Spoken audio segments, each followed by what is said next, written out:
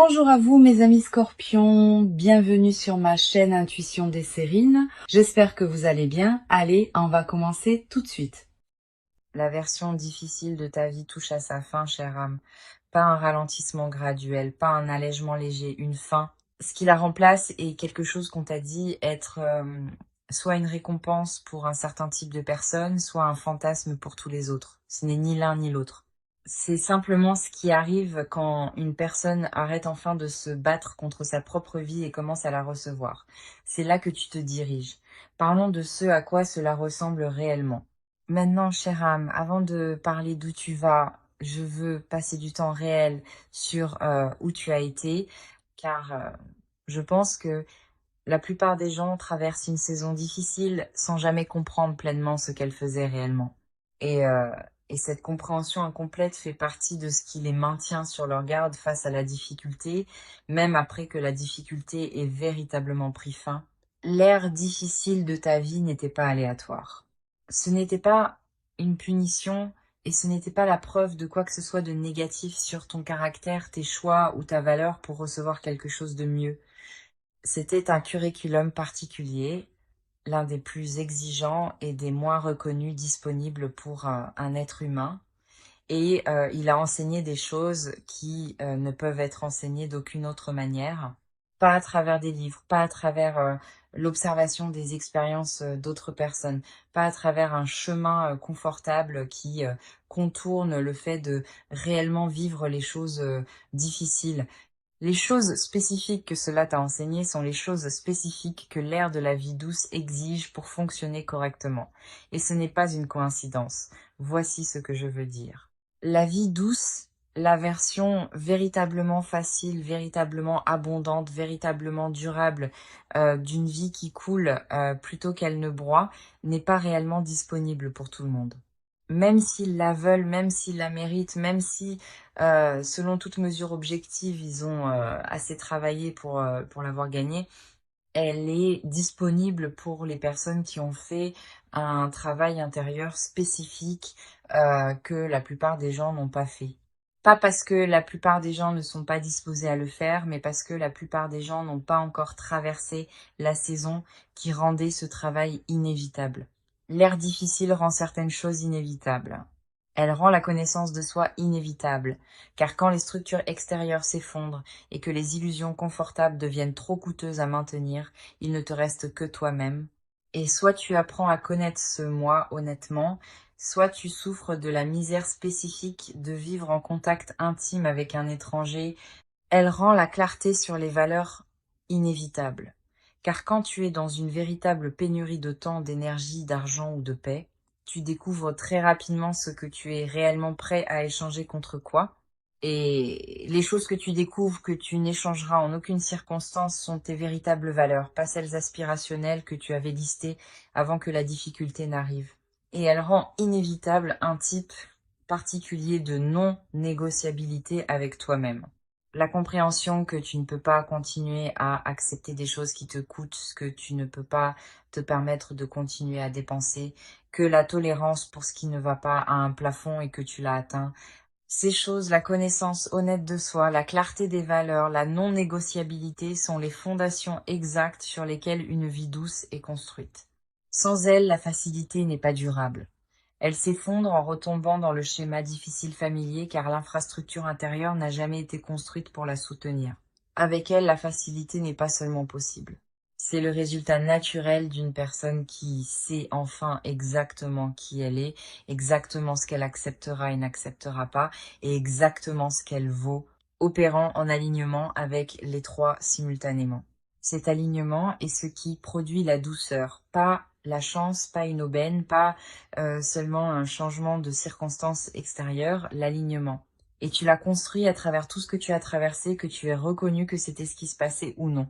Je veux parler de ce à quoi ressemble réellement la transition de l'ère difficile à l'ère douce depuis l'intérieur, car je pense que l'expérience de cela est rarement ce à quoi les gens s'attendent, et cette qualité inattendue peut faire manquer aux gens le fait que la transition est en train de se produire.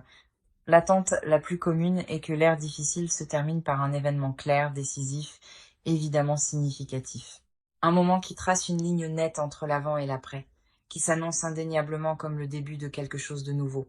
Parfois, cela arrive, mais plus souvent, la transition est plus subtile que cela, et elle s'annonce de manière plus petite, plus tranquille, facile à négliger si tu ne prêtes pas attention aux bonnes choses. Elle s'annonce dans la qualité d'un matin, l'absence de cette appréhension de bas niveau qui était autrefois la première chose que tu ressentais en devenant consciente qu'un nouveau jour commençait. Elle s'annonce dans la qualité de tes décisions, une nouvelle netteté en elle, un conflit interne réduit, une arrivée plus rapide au choix qui s'aligne réellement avec ce que tu veux plutôt qu'avec ce que tu sens que tu dois accepter. Elle s'annonce dans la qualité de ton énergie, une réduction de cette fatigue chronique qui n'était pas un manque de sommeil, mais l'épuisement spécifique de quelqu'un qui portait un poids qui n'a jamais été distribué équitablement. Ce sont les signaux tranquilles, presque invisibles, mais absolument réels. Si tu en as remarqué certains dernièrement, tu n'imagines pas quelque chose.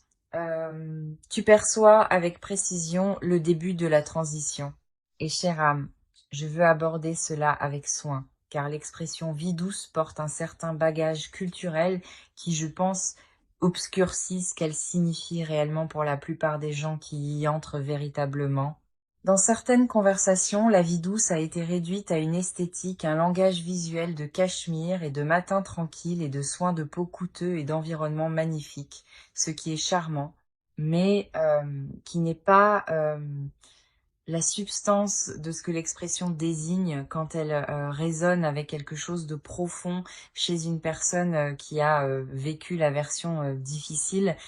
La vie douce qui compte, celle qui commence réellement pour toi, ne concerne pas principalement à quoi les choses ressemblent. Elle concerne ce que les choses ressentent. Et spécifiquement, elle concerne la présence de facilité dans des domaines où l'effort était autrefois constant, inévitable et épuisant. La facilité dans la façon dont l'argent circule. Pas nécessairement un excès d'argent, bien que plus d'argent fasse partie du tableau, mais un changement fondamental dans la relation avec l'argent, passant d'une gestion chronique de la pénurie à un fonctionnement avec suffisance. Le soulagement spécifique de savoir que le chiffre sur le compte va couvrir ce qui doit être couvert, avec de la marge qui appartient au choix plutôt qu'à l'urgence. L'absence de cette arithmétique mentale qui tournait autrefois continuellement en arrière-plan de chaque décision financière, grande ou petite, calculant et recalculant s'il y avait assez. Cette arithmétique qui s'arrête, ou du moins se calme significativement, est l'une des améliorations de qualité de vie les plus profondes disponibles pour un être humain, et elle est constamment sous-estimée par les personnes qui n'ont pas connu l'anxiété financière chronique, et constamment classée comme transformatrice par celles qui l'ont connue et dont les circonstances ont changé. Ce changement fait partie de ce qui arrive. La vie douce n'exige pas la richesse dans un sens abstrait et théorique. Elle exige la suffisance dans un sens pratique et vécu, suffisamment pour que la relation avec l'argent devienne une gestion plutôt qu'une survie, et ce changement de qualité relationnelle est énorme. La facilité dans la façon dont les relations se ressentent. L'ère de la vie douce apporte avec elle, presque sans exception, un changement significatif dans le paysage relationnel. Pas nécessairement dans le sens dramatique où tout le monde part et de nouvelles personnes arrivent du jour au lendemain, mais dans la qualité et la dynamique énergétique des connexions qui restent et de celles qui se forment. L'ère difficile a tendance à peupler une vie de relations qui exige une gestion significative. Des personnes dont les besoins émotionnels sont perpétuellement excédentaires par rapport à ce qui est disponible. Des dynamiques caractérisées par le déséquilibre, des connexions construites sur une ancienne version de soi qui n'existe plus, mais que la relation attend toujours de voir se manifester. L'ère douce est caractérisée par des connexions qui n'exigent pas ce niveau de gestion. Des personnes qui donnent aussi facilement qu'elles reçoivent, des dynamiques qui semblent mutuellement nourrissantes plutôt que drainantes dans une seule direction, des conversations qui te laissent plus énergisé qu'à leur début plutôt que d'exiger une période de récupération après. Ce changement de qualité relationnelle ne consiste pas à devenir sélectif d'une manière froide ou calculatrice. C'est simplement le résultat naturel d'une personne qui a fait le travail de l'air difficile et qui arrive à une clarté sur ce dont elle a réellement besoin dans la connexion humaine et qui porte cette clarté d'une manière qui attire ce qui lui correspond et repousse doucement ce qui ne convient pas. La facilité dans la façon dont le travail se ressent. La vie douce n'est pas l'absence de travail. Les gens qui imaginent qu'une vie douce signifie ne rien faire découvrent souvent, quand ils atteignent la position financière qui rend ne rien faire techniquement possible, que ne rien faire est sa propre forme de difficulté, que les êtres humains ont besoin de contribution et d'engagement et de la satisfaction particulière de construire quelque chose pour se sentir véritablement bien. La vie douce n'est pas l'absence de travail, c'est la présence du bon travail. Un travail qui utilise ce en quoi tu es réellement bonne, qui produit des résultats qui comptent réellement pour toi, qui se déroule dans un environnement et avec des personnes qui n'exigent pas une gestion constante de ta propre énergie pour survivre à la journée. Le travail ne ressemble pas à broyer, il ressemble à couler. L'expérience spécifique de faire quelque chose de difficile qui correspond si bien à ta capacité et ton intérêt que la difficulté elle-même devient une caractéristique plutôt qu'un fardeau. L'air de la vie douce apporte un alignement entre ce que tu fais et qui tu es, que l'air difficile, avec toute sa friction et son décalage et sa prise de décision en mode survie, permettait rarement. Cet alignement arrive, et quand il atterrit, la différence entre comment un lundi matin se ressent dans la vie douce versus comment il se ressentait dans la vie difficile est quelque chose qui doit être vécu pour être pleinement compris. Je veux partager quelque chose à propos d'une femme dont la transition vers ce genre d'air était si clairement marquée qu'elle a pu décrire la texture exacte de celle-ci d'une manière que je n'ai jamais oubliée. Elle avait passé la majeure partie de 6 ans dans une vie professionnelle et personnelle qu'elle décrivait comme exigeant tout ce qu'elle avait chaque jour juste pour rester fonctionnelle. Pas pour s'épanouir, pas pour grandir, pas pour construire quoi que ce soit au-delà du minimum requis pour maintenir la situation actuelle, juste pour rester fonctionnelle. Elle était compétente, elle se présentait. Elle faisait ce qui devait être fait, mais il y avait une qualité d'épuisement sous tout cela qu'elle en était venue à accepter comme simplement le coût d'être adulte dans le monde réel. La taxe que la vie prélevait sur tous ceux qui prenaient leurs responsabilités au sérieux. Puis ces circonstances ont changé, pas d'un coup, pas dramatiquement, mais sur une période d'environ 4 mois. Euh, Durant laquelle plusieurs choses qui avaient été des sources de friction continue se sont soit résolues d'elles-mêmes, soit ont été activement retirées. Une relation professionnelle qui lui coûtait une énergie énorme s'est terminée. Une situation financière qui exigeait une gestion constante a atteint une résolution qui a rendu la gestion inutile. Une situation de logement qui n'était pas la bonne depuis plus longtemps qu'elle ne l'avait reconnue a changé. Et dans l'espace que ces résolutions ont créé, quelque chose qu'elle n'avait pas anticipé s'est produit. Elle n'a pas immédiatement ressenti de la joie ou du soulagement ou de la légèreté. Elle s'est sentie étrange, désorientée, comme une personne qui s'est arc-boutée contre le vent depuis si longtemps que quand le vent s'arrête, euh, l'absence de résistance elle-même exige un ajustement. Elle l'a décrit comme ne sachant pas quoi faire de ses propres mains, une métaphore pour ne pas savoir comment habiter une vie qui n'exigeait plus une gestion constante de crise. L'étrangeté a duré quelques semaines, puis tranquillement et sans annonce, elle a cédé la place à quelque chose qu'elle n'avait véritablement pas connu depuis des années. Elle l'a simplement appelé de l'espace. Il y avait de l'espace dans ses journées, de l'espace dans son esprit, de l'espace dans son corps, de l'espace pour penser à des choses qui n'étaient pas urgentes, de l'espace pour vouloir des choses qui n'étaient pas de la survie, de l'espace pour devenir lentement et sans pression la version d'elle-même vers laquelle les années difficiles avaient construit sans qu'elle en soit pleinement consciente. Cet espace est ce qu'est réellement une vie douce. Pas une absence de défis, une abondance d'espace. Euh, Maintenant, voici la partie que je pense être la plus pratiquement importante et la partie la plus systématiquement omise dans les conversations sur l'entrée dans une meilleure saison de vie. Comprendre que l'ère de la vie douce arrive est une chose. Y participer activement, y vivre avec ta pleine présence plutôt que de l'observer depuis une distance légèrement prudente en attendant d'être certain est qu'elle est réelle et permanente avant de t'y engager, est tout autre chose. Et la différence entre ces deux expériences est énorme. Le plus grand obstacle unique que la plupart des gens rencontrent en entrant dans leur ère de vie douce n'est pas un déficit de circonstances extérieures. C'est un surplus de tension intérieure. 6 ans de vie difficile apprennent au système nerveux à être prêt pour la difficulté à tout moment, à scanner constamment pour le prochain problème, à retenir la pleine jouissance de tout bon moment au motif que se détendre dedans rend le retour inévitable de la difficulté plus douloureux. C'est une réponse adaptative. Elle protège une personne d'être prise au dépourvu par la difficulté en ne baissant jamais complètement la garde.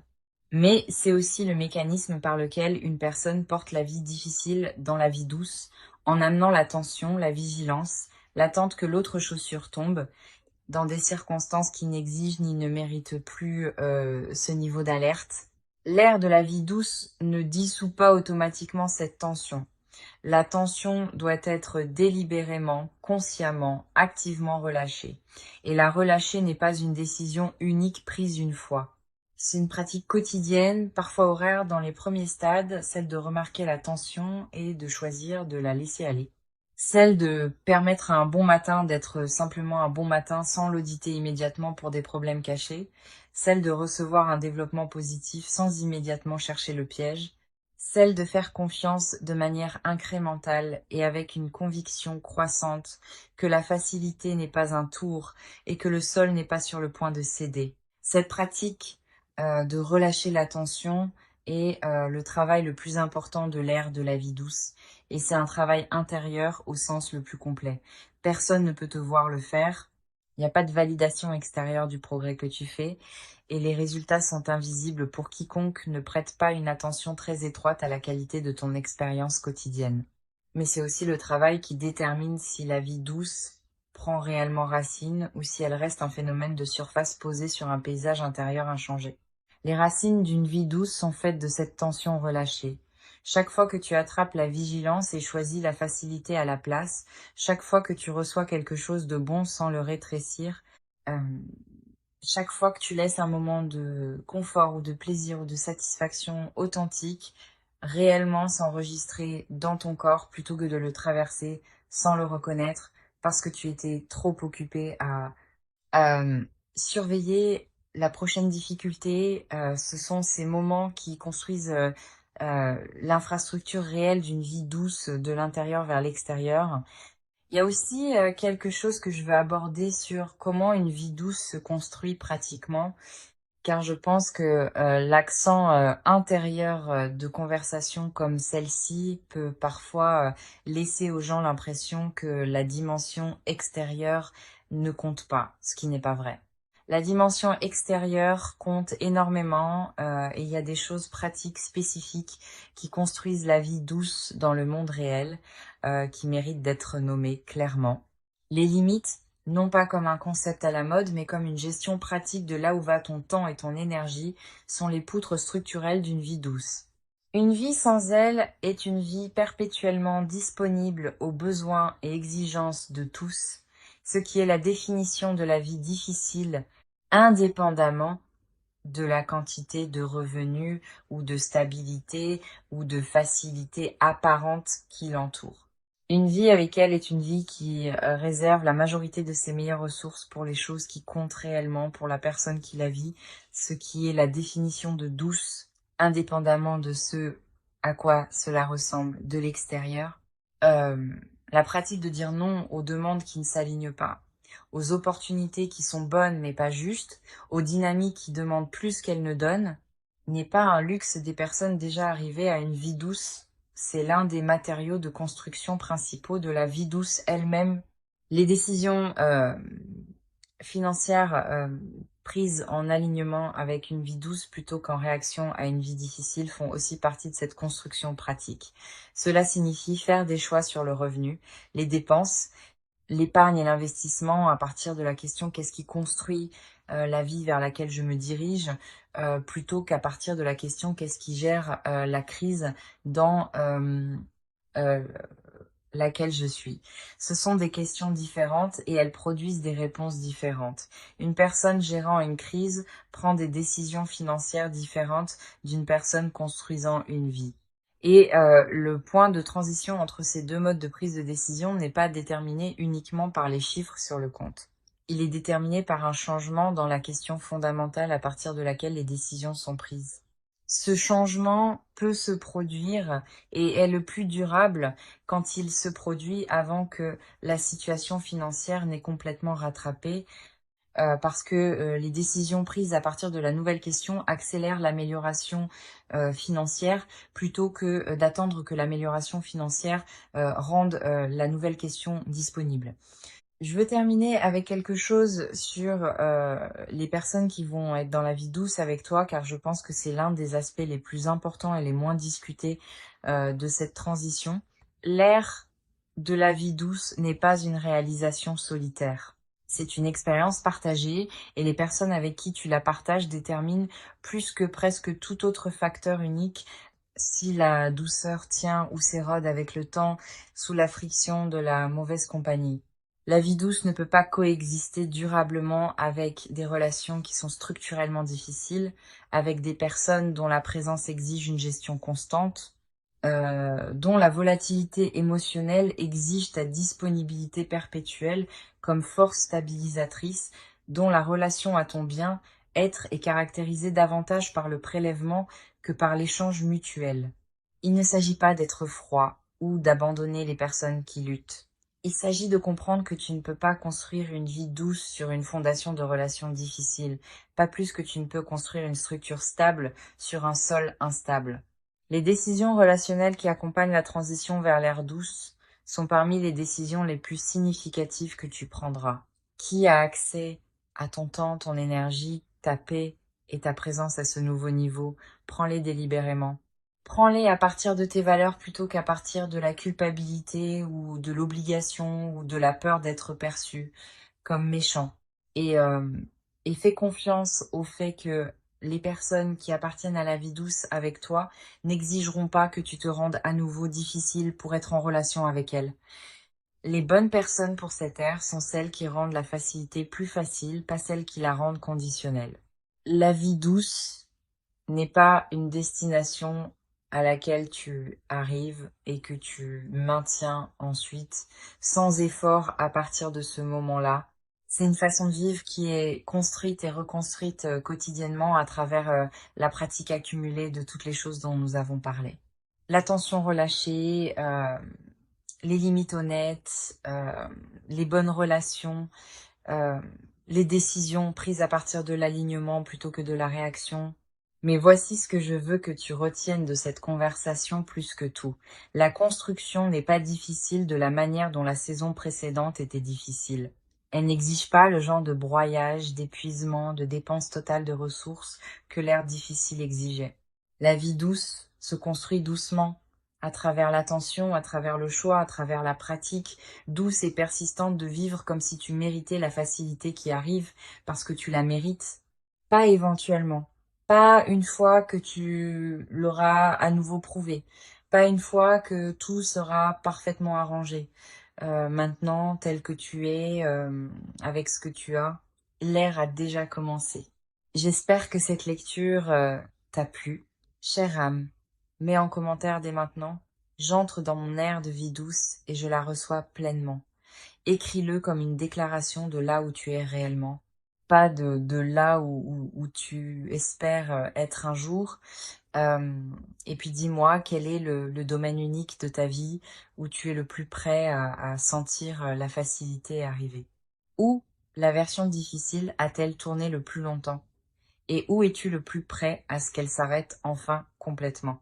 Dis-le moi spécifiquement, parce que je lis chaque commentaire et je veux connaître la forme particulière de la douceur dans laquelle tu entres. Si cette vidéo a atterri quelque part de réel en toi aujourd'hui, abonne-toi dès maintenant et active la cloche, parce que cette chaîne est l'endroit où des conversations comme celle-ci vivent exactement à cette profondeur. Ton air de vie douce n'est pas une récompense sans considération. c'est une transition déjà en cours et la seule chose qui reste à faire est d'arrêter de te crisper assez longtemps pour réellement la sentir arriver.